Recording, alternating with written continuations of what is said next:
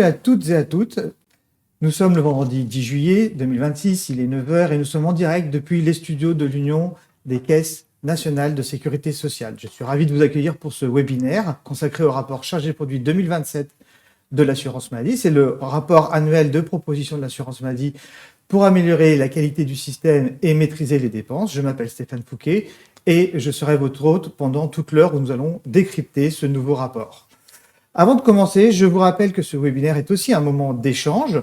Vous pouvez poser vos questions depuis le chat prévu à cet effet. Nous y répondrons à la fin de ce webinaire. Restez avec nous jusqu'au bout.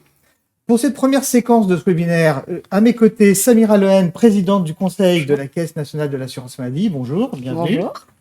Et Thomas Fantôme, directeur général de la Caisse nationale de l'assurance maladie. Bonjour Stéphane. Ce rapport de l'assurance maladie est un exercice annuel qui vise à éclairer les politiques de santé en amont du projet de loi de financement de la sécurité sociale. Il est soumis au gouvernement et au Parlement. Comme l'année dernière, ce rapport s'inscrit dans un contexte économique dégradé, un déficit persistant de l'assurance maladie qui menace la soutenabilité du système. De nouvelles crises, comme la crise climatique, apportent aussi une tension supplémentaire sur le système de santé. Depuis 2 ans, le Conseil de la CNAM est fortement associé à l'élaboration de ce rapport. Il a d'ailleurs été voté hier par le Conseil. Samira Lehen, la première question, elle est pour vous. Vous avez pris vos fonctions de présidente du Conseil de la Caisse nationale d'assurance maladie il y a quelques mois. Qu'est-ce que cette approche commune apporte au rapport et aux propositions qui en sont issues ? Alors, merci Stéphane pour cette question. Je suis en effet contente d'être parmi vous ce matin pour parler de ce rapport qui a fait l'objet d'un vote favorable hier même en Conseil, donc je vous l'annonce en prime time, j'ai envie de dire, et qui a émis aussi quelques réserves. Alors, le Conseil a d'abord abordé cet exercice, j'ai envie de dire, avec sérénité. Dans la continuité aussi de la dynamique d'association et de co-construction engagée l'année précédente. Et à cet égard, je remercie chaleureusement M. Fantôme pour cette idée d'association.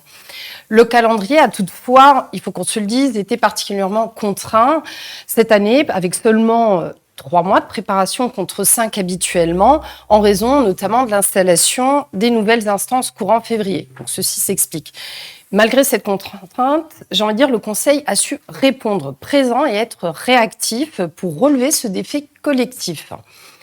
Cette méthode de travail, elle a permis de confronter les analyses, les données produites par l'assurance maladie, je regarde bien M. Fantôme, et la vision politique et l'expérience de terrain des représentants, j'ai envie de dire des assurés et des usagers que je représente aujourd'hui. En effet, je rappelle que la composante même, finalement, de notre conseil est faite de présidentes et de présidents de caisses locales qui nous font remonter les besoins territoriaux et que, de fait, le conseil de la CNAM et les conseils de CEPAM sont les sentinelles des besoins d'aujourd'hui et de ceux de demain. Et ce dialogue des expertises renforce incontestablement la qualité des diagnostics établis et la pertinence des propositions formulées. Pour vous, quelles sont les orientations, les propositions les plus marquantes, les plus importantes de ce rapport ? Oh là là, question complexe, Stéphane. Mais si je devais n'en choisir que 3, j'ai envie de dire la première proposition serait incontestablement la prévention. Pourquoi la prévention ? Parce qu'elle constitue, selon moi et selon les conseillers, la bataille de la décennie. Il est urgent de concrétiser pleinement ce virage préventif, condition indispensable pour garantir la soutenabilité financière, sociale et écologique de notre système de santé. Il est urgent aussi de passer du modèle tout curatif pour prendre réellement ce virage préventif. La deuxième proposition, je dirais la prise en compte de nos territoires ultramarins. Je m'entends, cette édition, elle se distingue par l'attention particulière qu'on a pu porter à ces territoires qui ont trop souvent, malheureusement, été abordés de manière périphérique dans les réflexions nationales.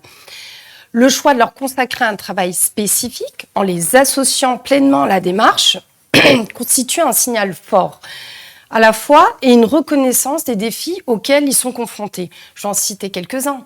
La prévention, l'organisation des soins, l'attractivité aussi des professionnels de santé dans ces territoires et aussi les conséquences que sont l'éloignement géographique de ces territoires. Il serait souhaitable que cette approche soit poursuivi dans la durée afin que les réalités de nos territoires ultramarins, parce qu'ils font partie de la métropole, pour nous, ce n'est qu'une seule entité, elles soient pleinement intégrées dans la construction des politiques de santé. Et c'est en ce sens que nous avons associé, je tiens quand même à le préciser, les présidentes et présidents des CGSS à la réflexion et nous envisageons de les mettre à l'honneur lors d'un conseil dédié. Je regarde bien Monsieur Fatome qui a aussi acquiescé à cette idée. Enfin, je terminerai par la troisième proposition, parce que je n'en ai pris que 3, le sujet étant vaste, c'est l'engagement des patients dans le système de santé. En effet, cette innovation du rapport répond à un enjeu majeur. Je m'entends, la participation des patients dans leur parcours, ça constitue un levier essentiel d'amélioration de la qualité des soins et de la pertinence des prises en charge. Je pense que tout le monde est convaincu en tant que citoyen.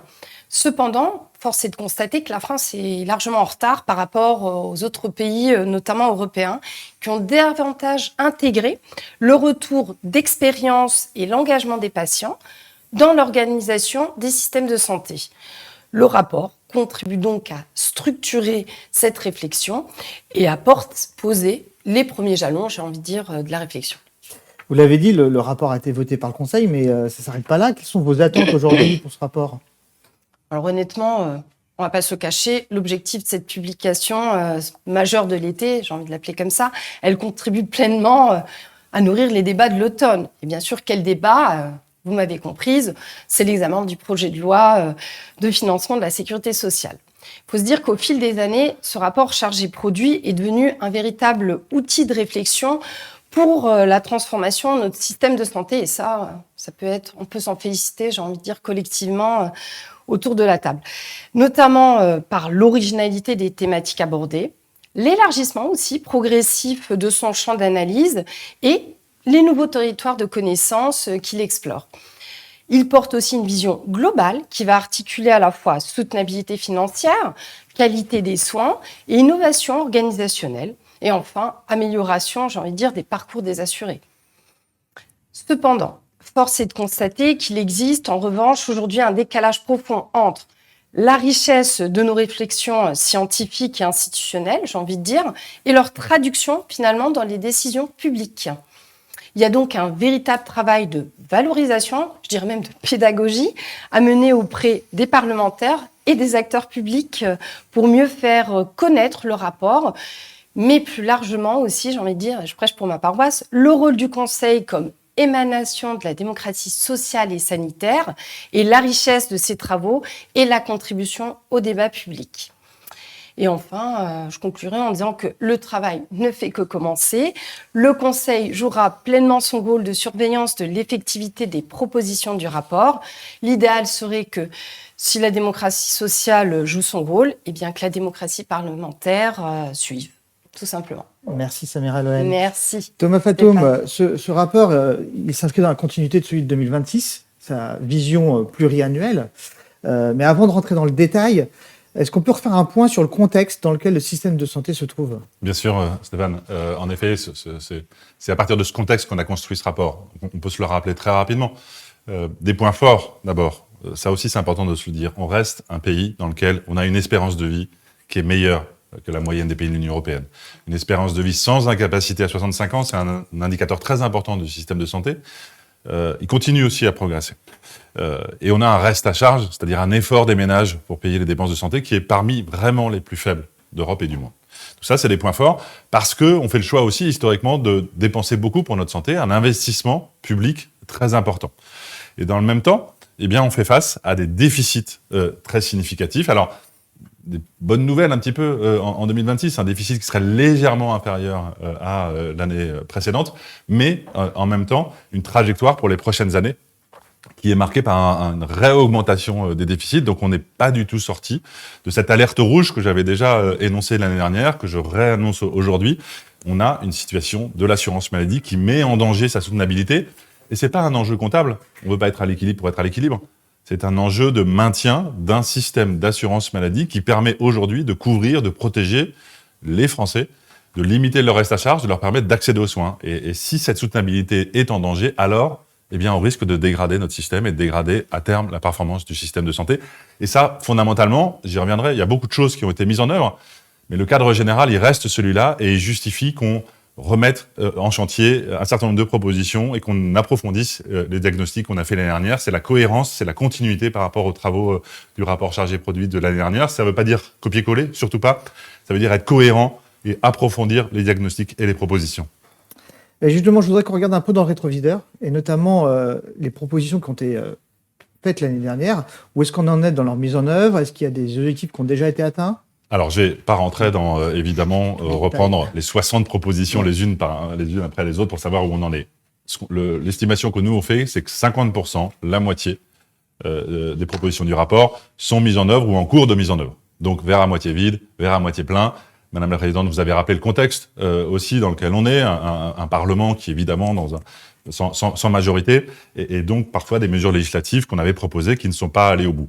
Mais néanmoins, se dire que sur les 3 blocs qui vous sont rappelés ici, qui sont vraiment les piliers du rapport, c'est-à-dire la prévention, le parcours, l'organisation du système de soins et le juste soin au juste prix, qui reste la matrice du rapport de cette année, il y a beaucoup de choses qui ont avancé. Génération sans carie, mon soutien psy sur la prévention, un parcours de soins qui s'organise avec des maisons de santé qui se structurent, des assistants médicaux, des équipes de soins spécialisées aussi qui voient le jour.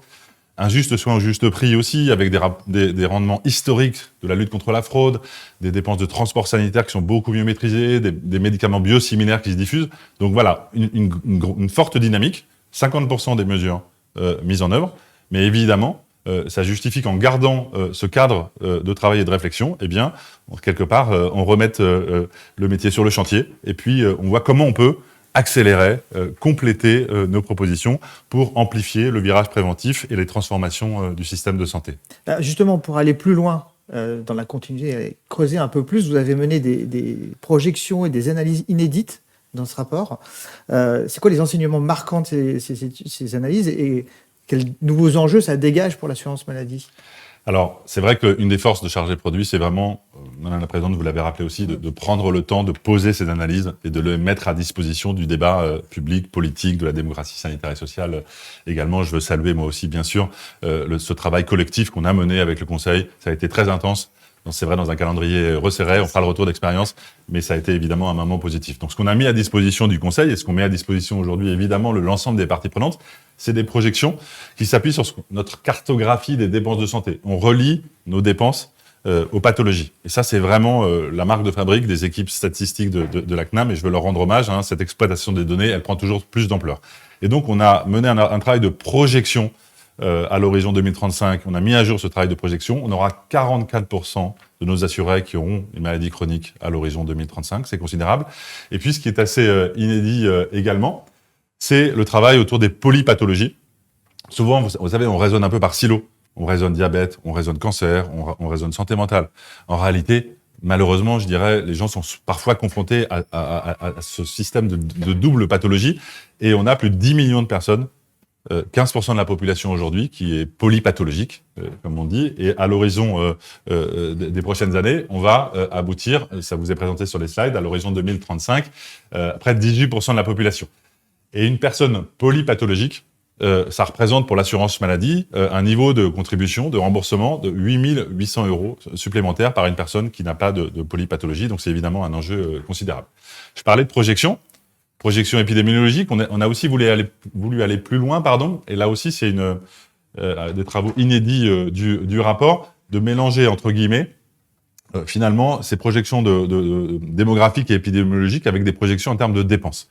Et vous avez là aussi les éléments chiffrés, et je vous invite vraiment à aller regarder le rapport sur amélie.fr parce que c'est des analyses très denses. Qu'est-ce que ça nous montre?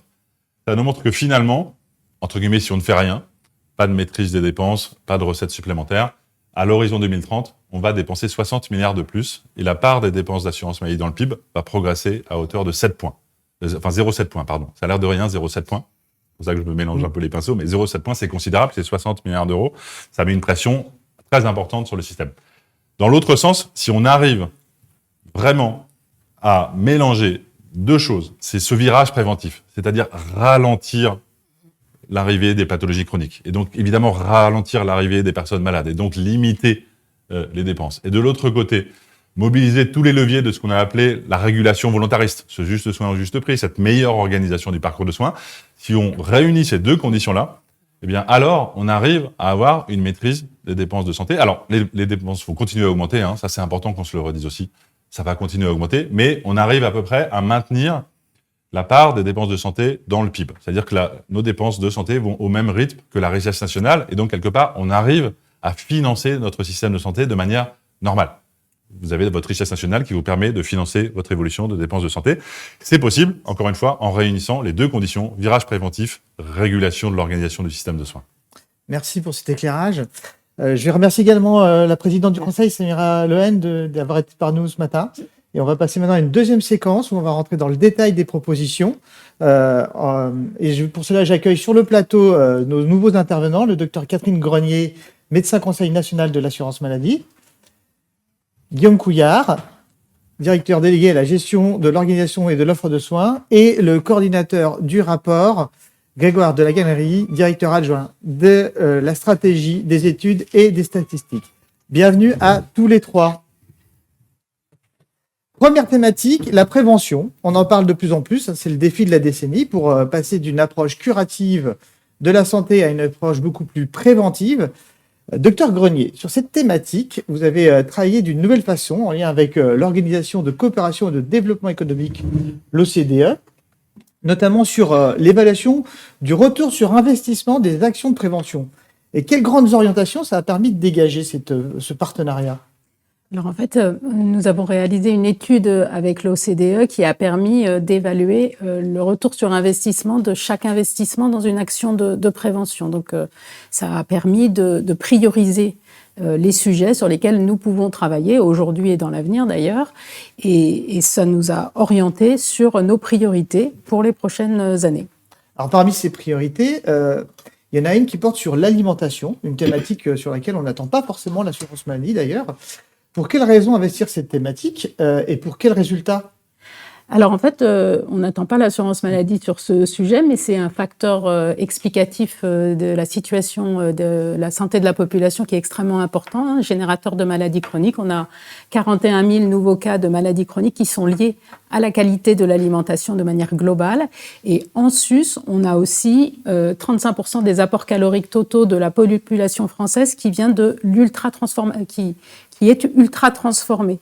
Donc notre proposition de l'an dernier, qui était sur le Nutri-Score, la valorisation de cette information de la population sur la qualité nutritionnelle, on propose cette année, on repropose cette obligation d'affichage du Nutri-Score, mais en plus, on voudrait qu'il soit associé une bannière qui informe sur l'ultra-transformation pour éviter justement ces comportements qui sont néfastes pour la santé. Alors, selon les données de l'OCDE, la France compte le plus grand nombre de fumeurs quotidiens. On a entendu beaucoup parler dans les médias de cette proposition très forte portée par le rapport, construire une génération sans tabac. Comment vous êtes arrivé à cette proposition ? Sur quelle base d'analyse ?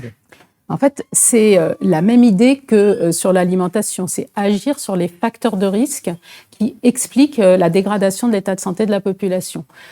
Sur le tabac, la France se situe au 3e rang de l'Union européenne sur la consommation de tabac. On a certes une diminution, y compris chez les jeunes, mais une diminution qui est insuffisante et surtout l'évolution de cette diminution est moins forte depuis le Covid. Donc, c'est extrêmement important d'agir auprès des populations jeunes parce que c'est là où on prend l'habitude de fumer.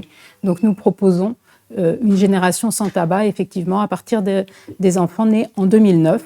L'idée, c'est qu'ils ne puissent plus accéder au tabac à partir de leur 18, quand ils auront 18 ans. En complément, parce que c'est bien de prévenir l'entrée dans le tabac, mais on a aussi un sujet avec un certain nombre de personnes qui sont fumeurs et qui ont les effets négatifs du tabac, notamment la bronchopneumopathie chronique obstructive, de son petit nom la BPCO. Je vous ai laissé le dire. Voilà. Elle touche 5 à 10% des adultes de plus de 45 ans, donc c'est un vrai enjeu de santé publique. On a un vrai sujet de délai d'attente et de pas de délai d'attente, pardon, de délai de diagnostic parce que tout le monde pense qu'une petite toux, une fatigabilité à l'effort, c'est des choses qui ne méritent pas l'attention. Et pourtant, il y a des actions de prévention secondaires à mettre en place à ce moment-là. Et donc, notre enjeu, c'est de favoriser le dépistage précoce sur de nombreuses pathologies. C'est un de nos enjeux importants, dépistage précoce de la BPCO, en développant un acte qui s'appelle la spirométrie, qui n'est pas très compliqué à faire, qui nécessite une formation. Et donc, nous proposons que les infirmières puissent réaliser, dans le cadre de l'exercice coordonné, elles puissent réaliser cet acte diagnostique qui permette de construire une prise en charge précoce de ces personnes. Alors l'alimentation, le tabac, mais aussi les plus jeunes, une des priorités d'action de la stratégie de la prévention de l'assurance maladie, elle consiste à renforcer des actions dès le plus jeune âge. Et dans ce rapport, il y a une nouvelle proposition en la matière. Sur quel champ interviennent ces propositions ? Alors effectivement, la santé des enfants, c'est un vrai sujet. D'abord parce qu'on voit la dégradation des indicateurs de santé de notre population jeune. Et puis aussi parce que c'est un investissement pour le long terme. C'est important d'agir le plus précocement possible auprès de nos populations. On a deux grandes actions qu'on a souhaité mettre en valeur ici. La première, c'est sur le dépistage des troubles visuels et du langage à l'école. L'assurance maladie a une action au sein des écoles, en première section d'école maternelle, pour faciliter ce dépistage, en complément, bien entendu, des bilans de santé qui sont réalisés par les PMI. Mais aujourd'hui, on observe qu'on a un quart de la population des petites sections qui ne bénéficient pas de ce bilan de santé à l'école. Donc, l'objectif, c'est de renforcer la place de l'assurance maladie et pour cela, il faut faciliter l'action de l'assurance maladie et lever un certain nombre de contraintes administratives qui sont importantes pour autant, et notamment l'autorisation parentale qui n'est pas obligatoire pour les PMI et qui pourrait ne pas l'être aussi pour l'assurance maladie pour nous permettre de prendre une place plus importante et de couvrir ces populations en difficulté.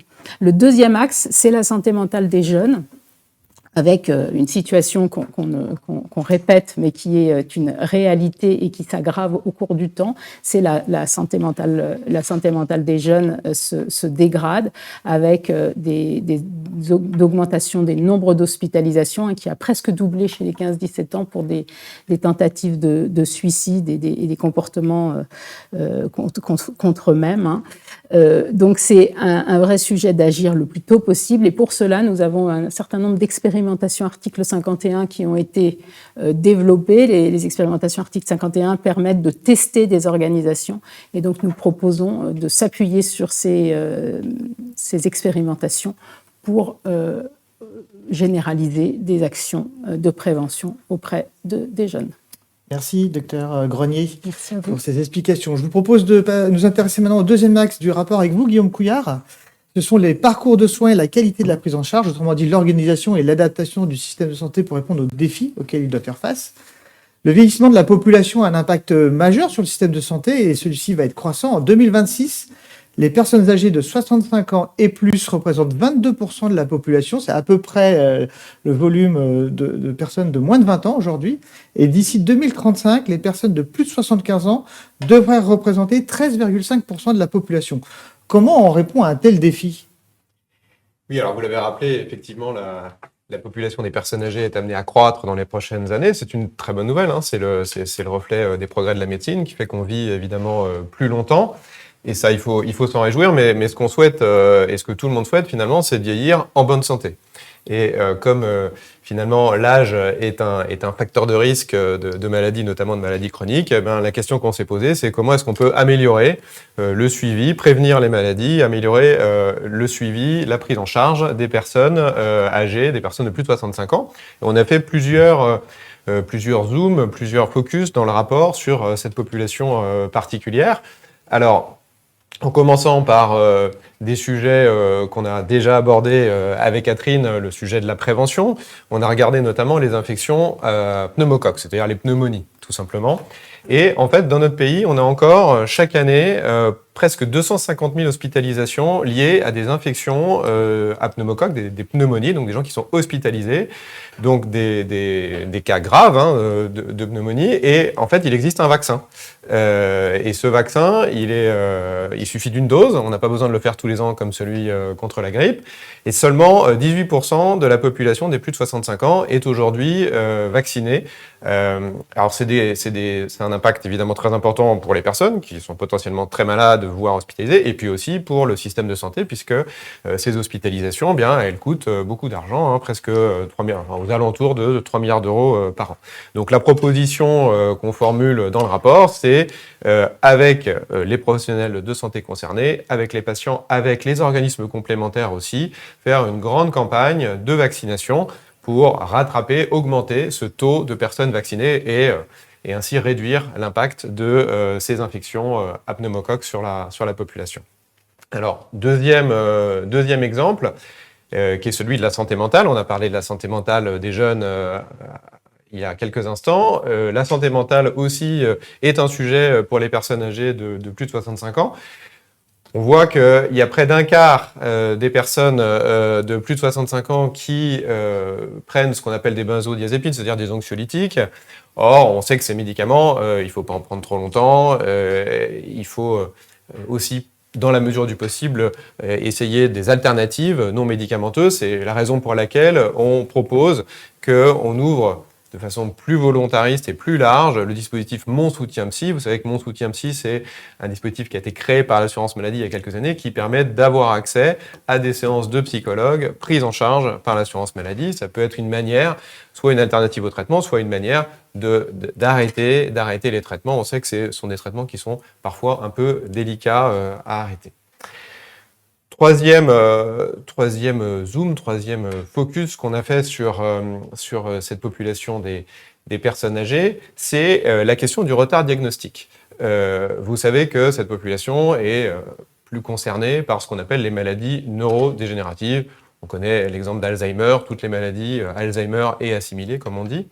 Et ces maladies, elles souffrent de retard diagnostique. C'est-à-dire souvent, on les laisse progresser longtemps avant de les identifier et de les diagnostiquer.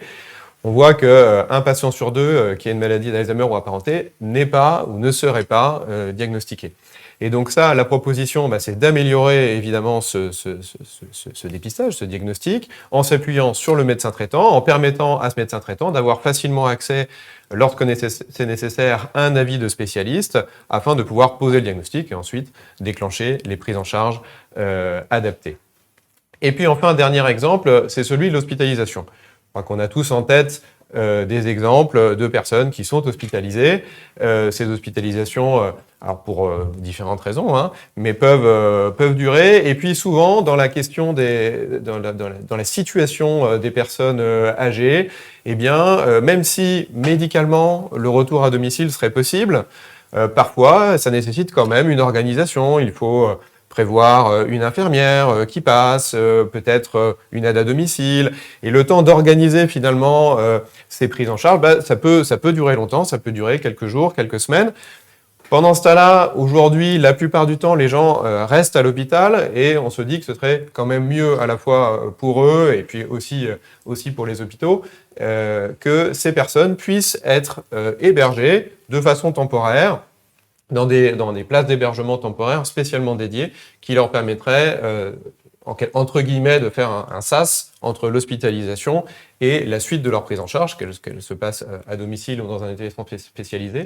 Et donc, c'est la proposition du rapport de créer, ou plutôt de promouvoir, puisque ça existe un petit peu déjà, mais d'aller beaucoup plus loin dans la promotion de ces places d'hébergement temporaire pour faciliter la sortie de l'hospitalisation. Il y a un deuxième volet dans cette partie-là de cet axe du rapport qui est sur le rôle du patient dans l'amélioration de son parcours de soins, sa reconnaissance de son rôle. La présidente du Conseil l'a d'ailleurs évoqué, c'est un point qui est très important pour le Conseil. C'est un changement d'approche important dans la relation entre le patient et le soignant. Comment ça fonctionne concrètement ? Alors, effectivement, c'est le sujet de l'engagement patient. Alors, qu'est-ce que ça veut dire exactement l'engagement patient ?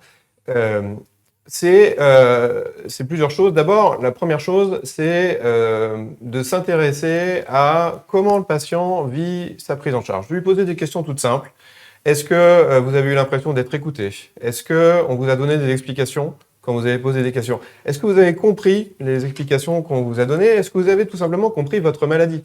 Parce qu'en fait, toutes les études montrent que plus le patient comprend sa pathologie, plus il sait réagir en face des symptômes au quotidien, j'ai envie de dire, et mieux c'est. Et on comprend bien pourquoi. C'est ce qu'on appelle dans cette approche le patient acteur de ses soins. C'est-à-dire, est-ce que finalement, le patient, il est aussi partie prenante. Il a bien sûr les professionnels de santé, les médecins, les paramédicaux qui sont auprès de lui, qui l'entourent, mais il doit être aussi acteur de ses soins. Dans le rapport, on fait état de plusieurs expériences, soit en France, soit à l'international, dans d'autres pays qui sont plus avancés que nous sur cette thématique, et qui montrent bien que plus on inclut le patient finalement dans sa prise en charge, plus il est à même de comprendre sa pathologie, et mieux c'est. On peut même aller plus loin, il peut même être acteur dans les choix thérapeutiques qui sont faits. Alors on prend l'exemple de l'insuffisance rénale, parce que vous savez que pour traiter l'insuffisance rénale, il peut y avoir plusieurs méthodes, plusieurs thérapeutiques, plusieurs modalités de dialyse par exemple. Et donc, plus on l'associe dans les choix, et mieux c'est. Ça peut être des choses qui peuvent paraître parfois un peu basiques, mais simplement demander au patient qu'est-ce qui est important pour lui. Qu'est-ce qui compte le plus pour lui? Par exemple, certains patients vont dire, moi, ce qui compte le plus, c'est la qualité de mon sommeil. Ou d'autres vont dire, moi, ce qui compte pour moi, c'est le sport. J'ai envie de reprendre le sport très vite. Et selon les préférences du patient, les médecins vont pouvoir orienter les thérapeutiques, les prises en charge pour répondre le mieux possible aux attentes des patients. Donc, c'est ça qu'on appelle de nouveau dans le rapport chargé produit, en faisant plusieurs propositions et qui vise notamment la médecine de ville. Parce que cette approche d'engagement patient, elle s'est développée ces dernières années à l'hôpital. Elle est maintenant en train d'être généralisée. En ville, c'est encore un peu embryonnaire, c'est encore expérimental. L'idée, ce serait vraiment de l'étendre en commençant par les maisons de santé, les centres de santé, puis l'étendre à l'ensemble des prises en charge en ville. Merci Guillaume Couillard pour ces éclairages. Grégoire de la Gannerie, nous allons passer à un nouveau thème avec vous, la maîtrise des dépenses. Il y a une notion forte dans le rapport sur cet axe-là, financer le juste soin au juste prix. C'est quoi le juste soin au juste prix, justement? Comment on y arrive, avec quelle modalité d'action? Et alors, le juste soin au juste prix, c'est améliorer la qualité de prise en charge des patients tout en s'assurant d'avoir une dépense la plus efficiente possible. Et c'est vrai que dans le rapport, on a de nombreux exemples de conquêtes médico-économiques qui doivent nous permettre finalement d'améliorer la qualité de vie du patient tout en assurant une dépense qui soit optimale. Dans le rapport, on a de nombreuses analyses sur le médicament, mais on y reviendra, mais également sur les soins de masso-kinésithérapie, des analyses très poussées, notamment sur l'attractivité de la profession, sur la qualité de la prise en charge des patients, sur la dynamique des dépenses. On a également des analyses sur la performance économique du secteur, de différents secteurs de la santé.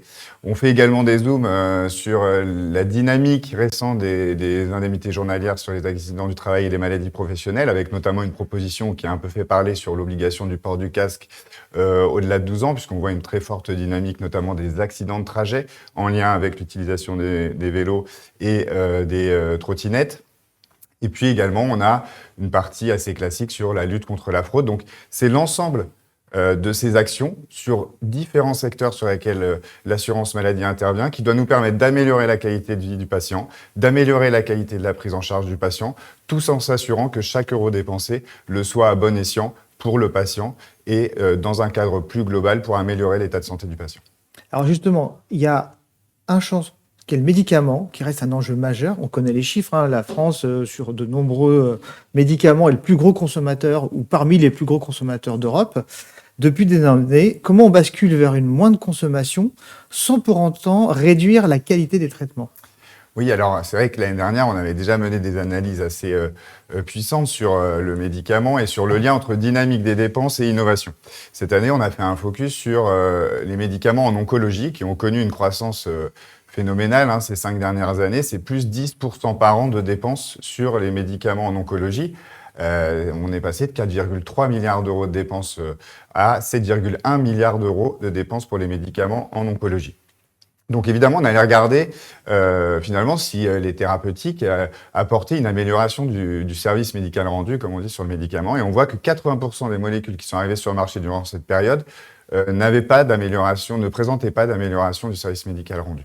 Et pourtant, on a une augmentation des coûts de traitement de 30%. Donc on voit qu'on a une sorte de décalage entre à la fois la dynamique des dépenses et ce qu'on peut voir en termes d'évaluation, d'apport thérapeutique de ces différents médicaments. Et donc on a travaillé notamment avec l'Institut Gustave Roussy. On publie dans le rapport des analyses qui ont été menées par Gustave Roussy. On a travaillé également avec France Assos Santé, avec la Ligue contre le cancer, pour se mobiliser, essayer de comprendre comment on pouvait prendre en compte finalement ce phénomène. Et donc, ce qui apparaît comme solution promue, c'est la désescalade thérapeutique. La désescalade thérapeutique, c'est quoi? C'est améliorer la qualité de vie du patient sans détériorer les résultats en termes de prise en charge. Et évidemment, avec, pour l'assurance maladie, une dépense plus efficiente. Et on le voit sur le cancer du poumon, cancer de l'ovaire, certaines leucémies. On arrive à démontrer que en diminuant l'intensité des traitements, on améliore la qualité de vie du patient, et ça rejoint les discussions sur l'engagement patient aussi, c'est comment vit le patient dans son traitement, et d'avoir aussi une dépense plus efficiente, ce que je disais, le juste soin au juste prix, qualité de prise en charge, et puis également chaque euro dépensé à bon escient. Alors, des escalades, il y a aussi des prescriptions. Tout à fait. Donc ça, c'est encore à l'échelle supérieure. La déprescription, c'est retirer des lignes finalement sur l'ordonnance pour s'assurer que les patients n'aient pas des interactions médicamenteuses qui peuvent entraîner des chutes, entraîner des complications, etc. On voit qu'il y a 60% des patients en EHPAD qui ont des médicaments potentiellement inappropriés. Donc c'est des phénomènes qui sont quand même assez répandus et très importants. Donc là, dans le rapport chargé-produit, ce qu'on a fait, c'est mener des analyses, et ce qu'on fait régulièrement, des analyses de comparaison internationale. Donc on est allé voir notamment au Canada, en Belgique, le sujet de la déprescription des benzodiazépines. C'est un phénomène, on sait que c'est extrêmement compliqué, le sevrage de benzodiazépines, donc on allait voir de quelle manière on pouvait essayer de diminuer les traitements tout en améliorant la qualité de vie du patient.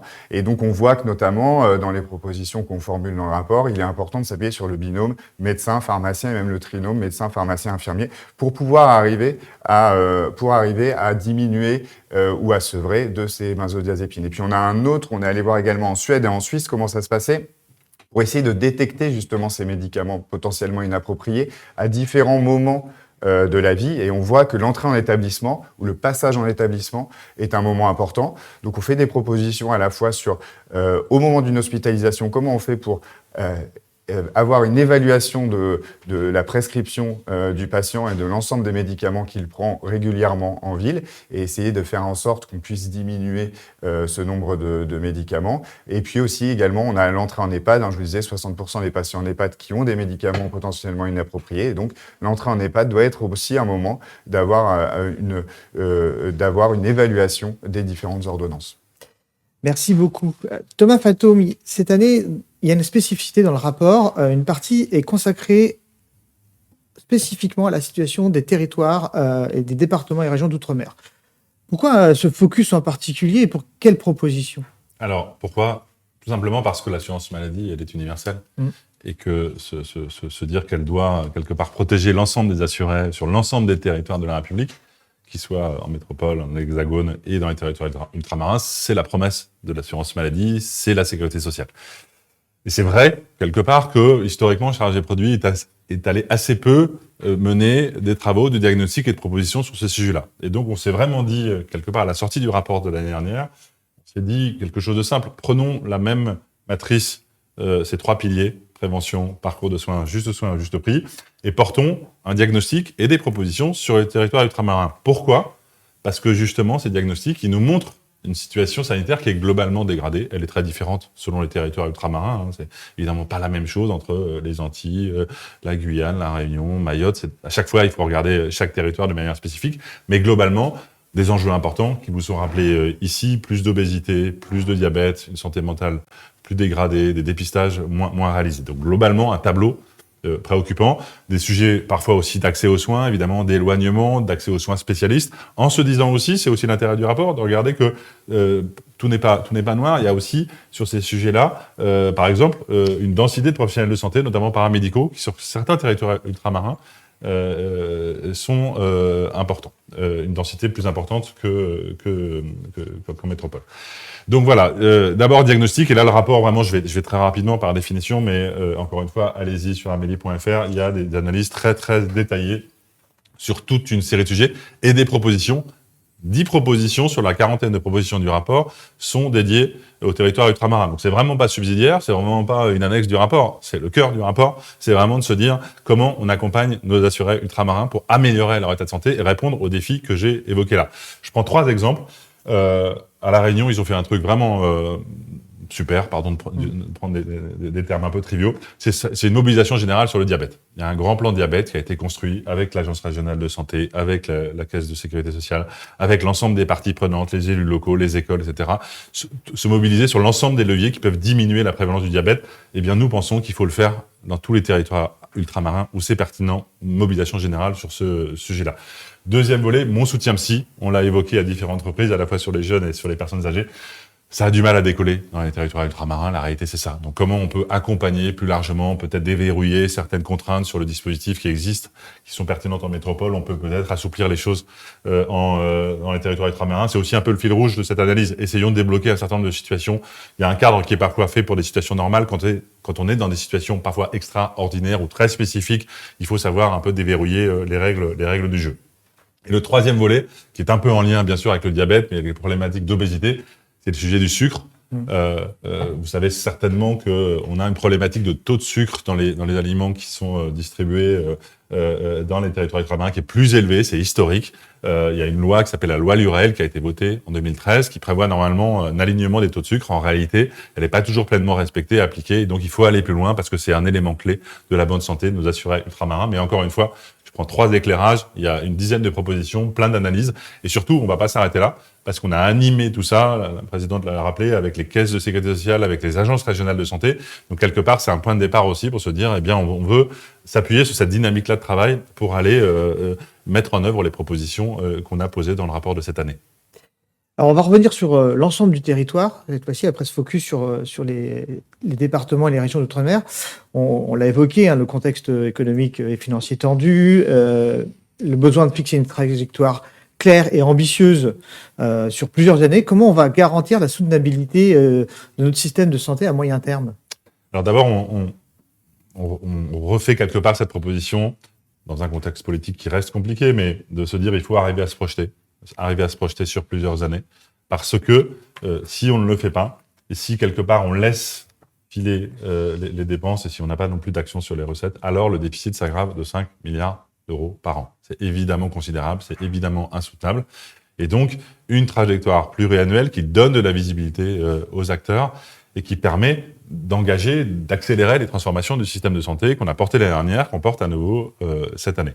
Ça veut dire quoi en 2027? Ça veut dire un ensemble de mesures d'économie qui est à hauteur de 3,9 milliards. Là aussi, on assume complètement qu'on est dans la continuité, la cohérence de l'année précédente, c'était 3,9 milliards aussi. Et derrière ça, c'est la mobilisation sur tous les leviers de l'efficience, de la pertinence, de l'organisation du système de soins, de la maîtrise des dépenses d'arrêt de travail, de la lutte contre la fraude. C'est tout ça qu'il y a dans le rapport, avec, encore une fois, et là aussi, c'est, je crois, assez clairement expliqué dans le rapport, une grande continuité. Il y a beaucoup de mesures qu'on a proposées l'année dernière et qui commençaient à voir le jour finalement dans la deuxième partie de l'année 2026. Je prends un seul exemple, la limitation de la durée de prescription des arrêts de travail. Pas une mesure anodine, c'est pas une mesure facile, c'est une mesure qui va changer les pratiques. À compter de la rentrée, à compter du mois de septembre, ça sera opérationnel. Deuxième mesure, très grand public du rapport de l'année dernière, mais je veux vraiment assumer cette continuité, ce qu'on appelle le tiers payant pour les médicaments biosimilaires. Depuis très longtemps, ça existe sur le générique. Si vous refusez le générique, eh bien, vous n'avez pas le droit au tiers payant. Ça va s'appliquer aussi sur les médicaments biosimilaires à compter de cet automne. Et donc, on s'appuie sur ces mesures-là pour les amplifier, les porter, et pour en effet avoir un cadre de dépenses d'assurance maladie qui nous permettent d'engager finalement la reprise en main de la situation financière de l'assurance maladie. En tout cas, c'est la proposition que nous avons engagée dans le rapport et qui a été validée par le Conseil hier. Je le dis, peut-être qu'en tout cas je vais terminer mon propos là-dessus, on va pas le faire tout seul. Et surtout, il y a quelque chose là encore, en continuité par rapport à l'année dernière, c'est ce travail renforcé entre l'assurance maladie obligatoire et l'assurance maladie complémentaire. On a un système en France qui est riche de ce cofinancement. Et derrière ce cofinancement, il y a des acteurs qui travaillent pas forcément exactement de la même façon. L'assurance maladie obligatoire, elle est universelle. Les assureurs complémentaires, il y a du collectif, il y a de l'individuel, il y a des modes d'action différentes. On veut renforcer les liens, et notamment dans 2 directions. Il y a une 3e aussi d'ailleurs. La prévention. Guillaume Couillard l'évoquait tout à l'heure. Si on veut faire une grande campagne de promotion du vaccin sur le pneumocoque, qui est un vaccin qui est remboursé à la fois par l'assurance maladie obligatoire et complémentaire, il faut le faire avec les complémentaires, comme on est en train de le faire sur la génération sans carie, qui est en train de décoller. Cet examen annuel pour les enfants et les jeunes, eh bien, il est cofinancé, AMO, AMC, comme on dit dans notre jargon. Le 2e volet, c'est la lutte contre la fraude. Là aussi, je l'ai évoqué rapidement, une des priorités qu'on réaffirme. On est plus fort en agissant ensemble sur la lutte contre la fraude. La loi de lutte contre la fraude vient d'être publiée. Elle prévoit enfin, on l'a aussi porté de nos vœux depuis 2 ans, un cadre pour échanger les données entre l'assurance maladie obligatoire et les complémentaires. On attrape, pardon de prendre un terme un peu trivial, un professionnel de santé, un fraudeur. Ça existe malheureusement, c'est une minorité, mais ça existe. Comment on peut échanger de l'information avec les complémentaires pour être plus efficaces ensemble? Et de l'autre côté, comment les complémentaires qui déploient bien sûr des programmes d'action ad hoc, notamment dans les sujets sur lesquels ils sont financeurs de manière importante, et bien comment on peut avoir de l'information aussi. Et ça, voilà, on va être plus efficace ensemble. Dernier élément aussi, c'est que, je le disais, notre système, il est riche de ce cofinancement, il est historique. On a 2 étages de couverture des dépenses de santé.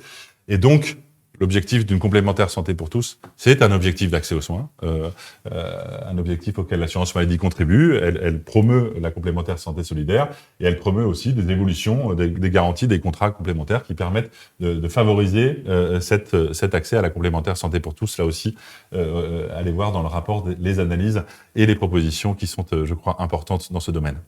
On vient de faire un résumé en 45 minutes d'un rapport, combien, 200 pages, Grégoire ? Un peu plus. Un peu plus de 200 pages. Donc il y a encore beaucoup de choses que vous pouvez découvrir en le lisant. On va maintenant passer à la séquence des questions qui sont arrivées sur le fil de discussion. On ne pourra pas toutes les prendre malheureusement, mais on va essayer d'en traiter un maximum. Je vous rappelle que le rapport est donc disponible sur le site assurance-maladie.fr. Alors je vous garde avec moi pour répondre aux questions, évidemment. Il y a beaucoup de questions sur le tabac, visiblement, qui sont arrivées sur le fil de discussion. En live. Ouais, en live. Quid de la position de l'assurance maladie sur le vapotage qui est un fléau auprès des jeunes générations? Alors, je ne sais pas si... Docteur Grenier, vous voulez répondre? Oui, tout à fait. Le vapotage, c'est une technique qui peut contenir de la nicotine ou pas. On a un développement massif de la consommation de l'utilisation de ces produits chez les jeunes. Je crois qu'il faut avoir une position de prudence. Nous, de toute façon, on suivra les orientations scientifiques sur le sujet. Aujourd'hui, c'est clair que l'objectif, c'est pas de transformer une addiction en une autre addiction. Donc, on est plutôt prudent vis-à-vis du vapotage. Je pense que c'est sur cette position-là qu'il faut rester. On va vraiment dans ce sens-là. Tout ce qui voilà, restons le plus éloigné du tabac, même sous des formes qui ont l'air plus douces. Mettons ça le plus loin possible des jeunes, de la population, parce que le tabac, c'est 68 000 morts par an. Et voilà. Alors, on parle beaucoup du décrochage européen et français en termes de compétitivité et de prix des médicaments. Quelle est la position de l'assurance maladie ?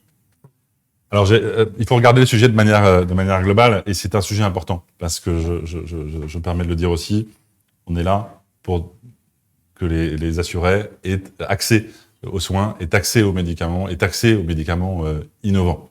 Et on y arrive. Et on a publié, en amont du rapport d'ailleurs, maintenant on le fait depuis 3 ou 4 ans, notre observatoire des délais d'accès aux médicaments, et notamment aux médicaments innovants, qui montre que notre système français, notamment parce qu'on a un système d'accès précoce très pertinent, très efficace, permet à nos assurés d'avoir accès à ces médicaments innovants. Maintenant, c'est vrai qu'il y a aussi une pression importante qui se fait sur les prix. Il y a 10 ans, on avait un médicament qui coûtait plus de 90 000 euros. Maintenant, on en a plus de 20. Donc, on a vraiment une concentration de médicaments chers. La question qu'on pose, nous, elle est double. D'abord, c'est est-ce qu'on a une vraie innovation? Payer cher pour une vraie innovation, c'est normal. Mais est-ce que, voilà, on voit qu'il y a quand même une pression, alors même que ça a été rappelé, par exemple, sur les médicaments contre le cancer, on a des médicaments en nombre important qui ont une ASMR 5, c'est-à-dire qu'ils apportent peu de services médicaux rendus. Et après, il faut bien regarder aussi les conditions dans lesquelles les produits accèdent au marché. Le système français, il est très ouvert en termes d'accès à ces médicaments innovants, parce qu'on a des systèmes performants à l'hôpital, parce que les gens ont accès aux médicaments, quel que soit leur système d'assurance maladie, parce qu'on a un système universel. Et quand vous regardez, par exemple, les traitements de l'immunothérapie, je parle sous le contrôle des experts, vous voyez qu'on a une diffusion de ces médicaments bien plus large que dans les autres pays, y compris le Canada, y compris les États-Unis, y compris le Royaume-Uni. Donc voilà, donc c'est un débat, mais c'est vrai que dans le contexte géopolitique qu'on connaît, on n'est pas à l'abri de tensions. En tout cas, nous, ce qu'on souhaite, c'est vraiment ce juste soin au juste prix, c'est-à-dire accéder à l'innovation, la rémunérer, mais à son juste prix. Alors, on va revenir sur les territoires ultramarins, parce qu'on a une question, alors je ne sais pas si elle vient de ces territoires-là. Il y a beaucoup d'initiatives qui sont proposées et évoquées dans le rapport, mais les territoires d'outre-mer connaissent de fortes disparités en termes d'offres de soins et de problématiques rencontrées. Comment adopter une approche qui répond aux besoins spécifiques de chacun des territoires? Alors, sur l'offre, et je vous invite à aller regarder le rapport, parce que c'est vrai qu'il y a eu un travail très poussé qui a été réalisé pour avoir un panorama de l'offre de soins dans les territoires. Et ce qu'on voit, comme l'a rappelé le directeur général, c'est que sur les professionnels paramédicaux, on a quand même une offre qui est satisfaisante dans la plupart des départements et régions d'outre-mer, notamment en Antilles, La Réunion, Guyane et Mayotte. C'est vrai que c'est des situations assez spécifiques. Par contre, on a un sujet sur notamment les soins spécialisés. Et donc, on formule une proposition dans le rapport sur ces sujets-là pour finalement s'appuyer sur les atouts des Outre-mer pour faciliter l'accès à des soins qui manqueraient. Et donc, notamment, on propose de diffuser beaucoup plus largement les téléconsultations assistées par un infirmier. Et donc ça, c'est très concret pour essayer de justement pallier certains manques, et notamment dans les soins spécialisés. Mais en tout cas, voilà, on a ce sujet-là qui est traité dans le rapport. Après, c'est des sujets extrêmement complexes. C'est pour ça aussi qu'on a pris contact avec les agences régionales de santé et qu'on a construit ce rapport avec eux. Parce qu'en effet, c'est aussi des solutions qui doivent être menées avec l'ensemble des partenaires sur les territoires. Alors, on a des questions qui nous ramènent dans ce côté rétroviseur que j'ai proposé en début de webinaire. Il y a 50% des propositions, vous disiez, ont été mises en œuvre. Comment on fait pour améliorer ce rendement? La question n'est pas facile. Elles sont partiellement reprises par le Parlement, parfois pas reprises. La présidente du Conseil l'a rappelé. L'institution Assurance Maladie, elle joue son rôle, elle fait des propositions. La démocratie sociale et sanitaire s'exerce. Et encore une fois, je veux saluer le travail qui s'est réalisé ces derniers mois, qui a été très intense. Et après, il y a une démocratie politique qui joue son rôle. Heureusement, c'est la démocratie et qui choisit. Et le Parlement a voté un certain nombre de mesures, elle n'en a pas voté d'autres. Voilà, donc qu'est-ce qu'on fait? D'abord, on revient sur un certain nombre de propositions auxquelles on tient particulièrement. Le Nutri-Score obligatoire sur les aliments emballés, par exemple, eh bien, on y revient parce que ça a failli être voté, c'était vraiment limite au Parlement, à quelques mois après, donc on pense vraiment que ça, voilà, donc il y a une certaine forme non pas d'obstination, mais de cohérence à revenir sur un certain nombre, persévérance, merci beaucoup Stéphane, je cherchais le bon terme. Et puis après, on enrichit justement sur des thématiques proches, on enrichit pour compléter nos approches. Hein. C'est ce qu'on a fait sur la santé mentale, c'est ce qu'on a fait aussi sur le médicament. On diversifie nos approches. Mais voilà, j'invite évidemment les parlementaires, évidemment, à se saisir des deux rapports quelque part, celui qui vient d'arriver, celui de l'année dernière, qui forment un tout cohérent. C'est ça aussi la force de l'institution, c'est d'affirmer de manière un peu pluriannuelle ses axes forts et ses propositions. Et donc j'espère que dans le débat parlementaire qui viendra sur la loi de financement pour 2027, eh bien, on aura des propositions de ce rapport-là et du rapport de l'année dernière qui viendront nourrir le débat. Très bien. Alors, on n'a que des questions difficiles. J'en ai une pour Guillaume Couillard. Comment améliorer le taux de vaccination chez les personnes âgées? Alors, Dr Grenier peut aussi répondre, peut-être.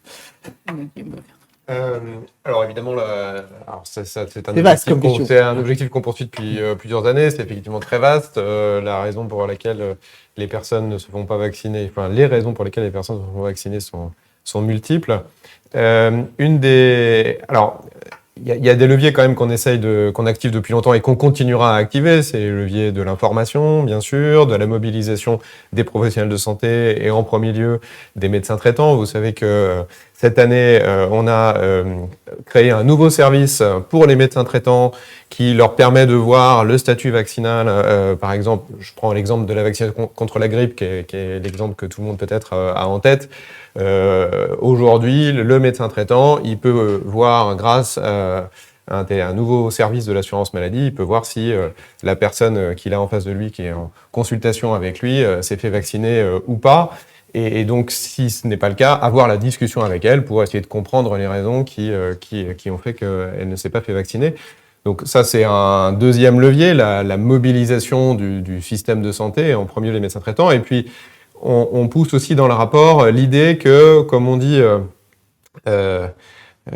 faire que chaque contact avec le système de soins soit une opportunité de faire de la prévention. Donc, à chaque fois, la personne voit son médecin traitant, bien sûr, mais aussi peut-être une consultation à l'hôpital, peut-être un hôpital de jour.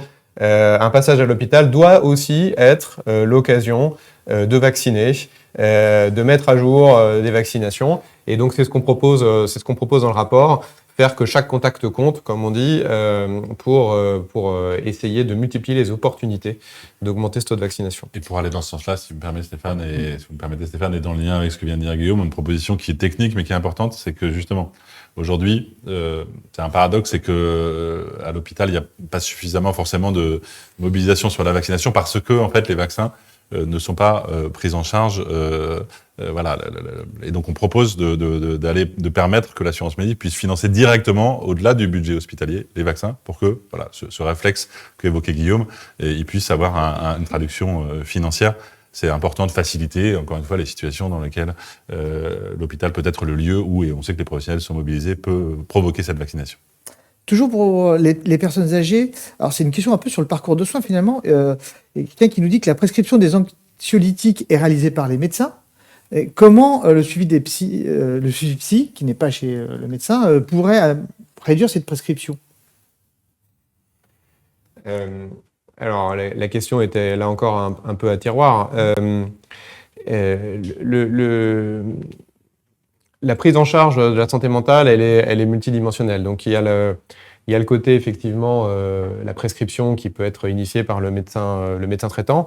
Ce qu'on pousse dans le rapport et ce que montrent tous les exemples, que ce soit à l'étranger ou en France, c'est que le médecin traitant, il a besoin d'être soutenu dans ses prises en charge, qui sont des prises en charge complexes. Toutes les expérimentations qu'on cite s'appuient sur soit un binôme avec un infirmier, plus souvent un trinôme avec un infirmier, et puis le recours à un psychiatre, donc la capacité de demander l'avis d'un psychiatre, soit par une téléexpertise, soit par le biais de l'infirmier qui suit le patient, qui peut solliciter le psychiatre.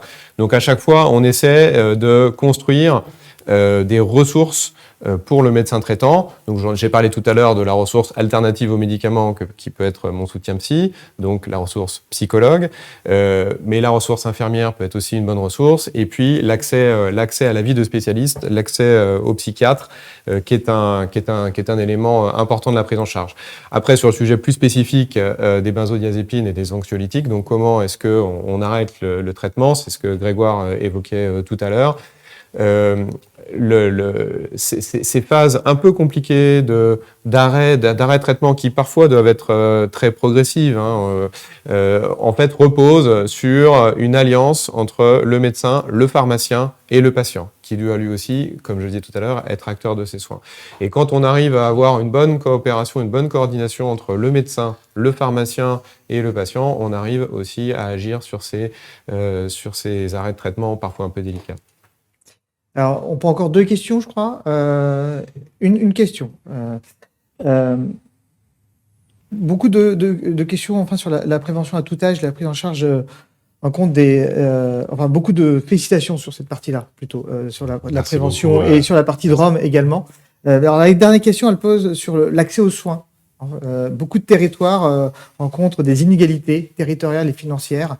Quelles sont les actions prévues pour réduire cet écart d'accès aux soins sur le territoire ? Alors c'est évidemment, là aussi, je parlais tout à l'heure de la mission de l'assurance maladie fondamentale qui est de permettre de rembourser les prises en charge. C'est évidemment de faciliter l'accès aux soins. Et de ce point de vue-là, tout ce qu'on porte, notamment sur l'organisation de la médecine de ville, rendre plus attractive la fonction de médecin traitant et l'accompagner à la fois financièrement et dans son organisation, financer des assistants médicaux, soutenir les maisons de santé pluriprofessionnelles et notamment avec le programme France Santé. Tout ça, c'est pour faciliter l'accès aux soins. Un assistant médical, ça permet à un médecin de prendre en charge 10% de patients en plus. Il va pas travailler plus, il aura un assistant médical qui va l'aider à prendre en charge ses patients. Et de ce point de vue-là, là aussi, un peu de publicité, si vous me le permettez, cher Stéphane, pour les travaux de l'assurance maladie. On a, avec la convention médicale, avec les partenaires conventionnels, avec les médecins, on a créé l'observatoire de l'accès aux soins pour essayer de mesurer justement les évolutions.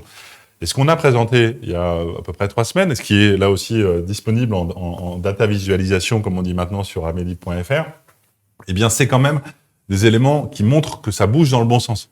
On a 30% de plus d'installations des médecins généralistes en libéral en 2025 par rapport à 2024. Pour la première année depuis très longtemps, on a plus de médecins généralistes qui se sont installés en libéral que de médecins généralistes qui sont partis à la retraite.